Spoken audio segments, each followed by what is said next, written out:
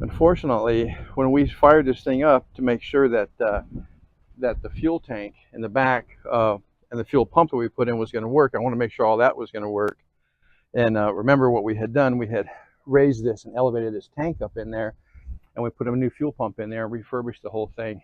And so what I wanted to do was I wanted to make sure that everything was working. So I put a battery in it and fired it up, and it just had a knock in the bottom of that engine. And I remember when we had parked this, some 8 years ago, it had a real bad exhaust leak.